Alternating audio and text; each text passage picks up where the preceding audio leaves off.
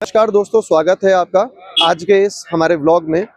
तो हम निकल पड़े हैं दिल्ली दर्शन के लिए और पहुंच चुके हैं दिल्ली के दिल राष्ट्रपति भवन में, जहां पर हमारी राष्ट्रपति देश की निवास करती हैं द्रौपदी मुर्मू जी। ये दिल्ली के रायसेना हिल्स के ऊपर में बनाया गया है और इसका निर्माण कार्य जो है सन 1912 में शुरू किया गया था और 1929 के अंदर में ये खत्म हो गया था।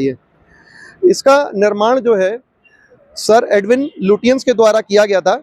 बेसिकली वही इसके डिजाइनिंग आर्किटेक्ट थे इसके पूरे, इसीलिए इसको लुटियन जोन्स भी कहा जाता है इस पूरे क्षेत्र को।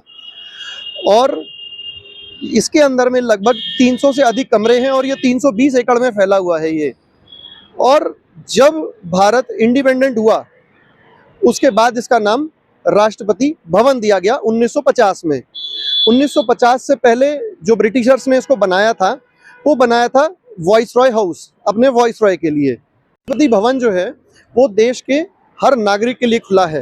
आप अगर विजिट करना चाहें तो आप राष्ट्रपति भवन को विजिट कर सकते हैं। विजिट करने का एक प्रोटोकॉल है, एक प्रोसेस है जिसको आपको पूरा करना पड़ेगा। अंदर राष्ट्रपति भवन को विजिट करने के लिए आपको राष्ट्रपति भवन की ऑफिशियल वेबसाइट पे जाना पड़ेगा। वेबसाइट पे जाकर के आपको अपना टाइम स्लॉट सेलेक्ट करना पड़ेगा, अपना डेट सेलेक्ट करना पड़ेगा और डे सेलेक्ट करना पड़ेगा। रेगुलर हर डे के ऊपर में राष्ट्रपति भवन नहीं खुलता है। इसकी जानकारी आपको राष्ट्रपति भवन की ऑफिशियल वेबसाइट पर ही मिलेगी और राष्ट्रपति भवन का कुछ पार्ट आप विजिट कर पाएंगे, जिसमें कि राष्ट्रपति भवन की मेन बिल्डिंग है, राष्ट्रपति भवन म्यूजियम है और अमृत उद्यान, जैसे पहले मुगल गार्डन भी कहा जाता था। और चलिए अब यहाँ से बढ़ते हैं और चलते हैं इंडिया गेट पर।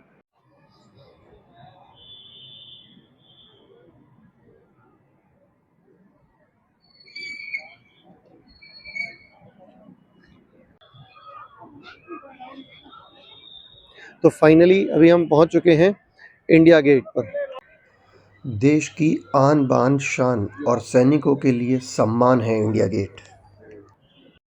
इंडिया गेट पे आने के लिए आपको इस तरीके के सिक्योरिटी चेकअप से होकर के गुजरना पड़ेगा। ये ऐसे सिक्योरिटी चेक करवा करके रोड क्रॉस करने के लिए अंडरपासेस बने हुए हैं। आप अंडरपास का यूज़ करें क्योंकि रोड के ऊपर में ट्रैफिक काफ़ी ज़्यादा होता है, तो रिस्क ना लें, कभी भी आप अंडरपास का यूज़ करें।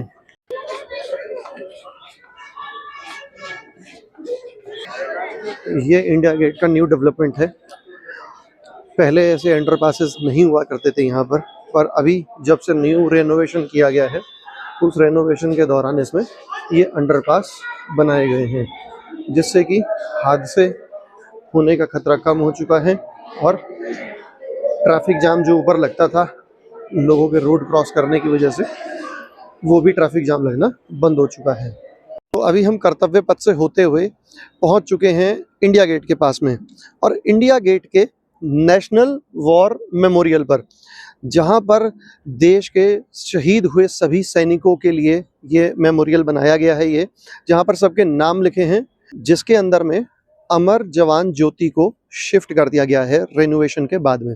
पहले अमर जवान ज्योति जो है, जो आप मेरे पीछे इंडिया गेट देख पा रहे हैं, इसके अंदर में हुआ करती थी, इसके बीच सेंटर पॉइंट के ऊपर में, बट अभी उसको शिफ्ट करके इस वॉर मेमोरियल में कर दिया गया है।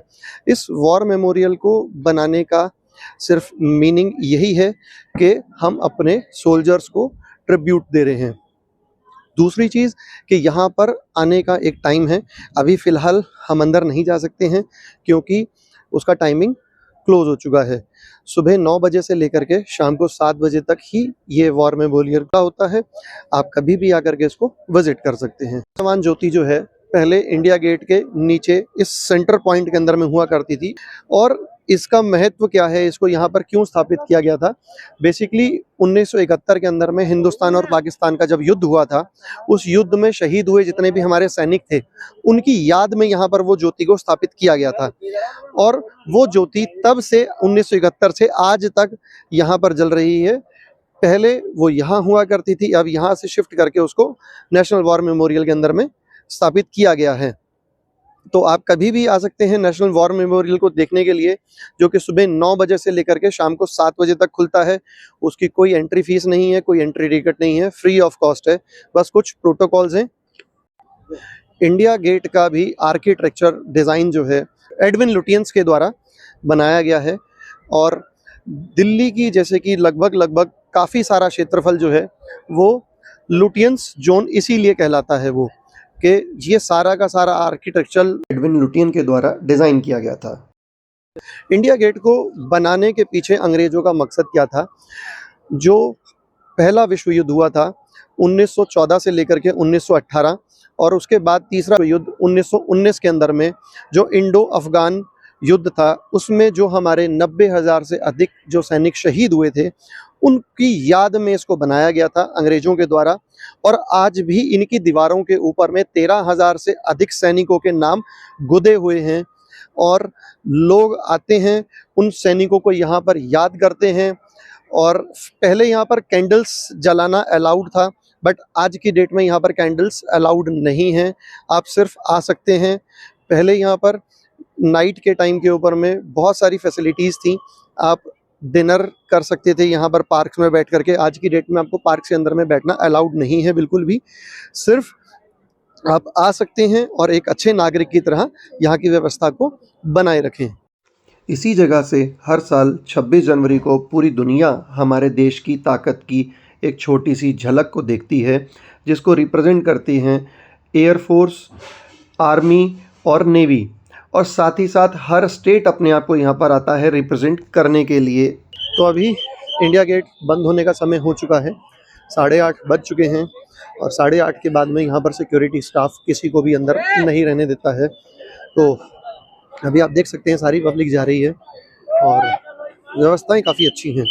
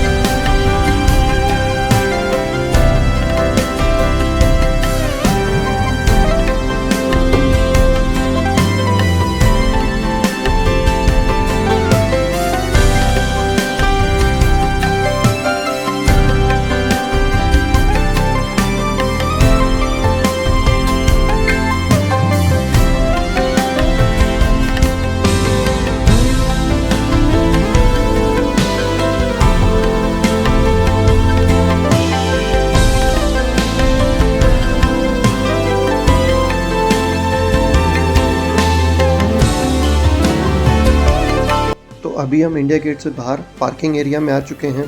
पार्किंग एरिया में आपको यहाँ पर डिफरेंट टाइप्स ऑफ फूड की कार्ट मिल जाएंगी, आइसक्रीम्स की कार्ट मिल जाएंगी, कोल्ड ड्रिंक्स की कार्ट मिल जाएंगी। तो आप यहाँ पर अपना फूड एंजॉय कर सकते हैं। अगर आपको मेरी ये वीडियो अच्छी लगी तो लाइक ज़रूर करें और मेरे चैनल को सब्सक्राइब कर लें और बेल आइकन दबाना बिल्कुल ना भूलें, जिससे कि मेरे आने वाली सभी वीडियोज़ का नोटिफिकेशन आपको मिलता रहे। मिलते हैं किसी अगली वीडियो में किसी नई लोकेशन पर, तब तक के लिए अलविदा।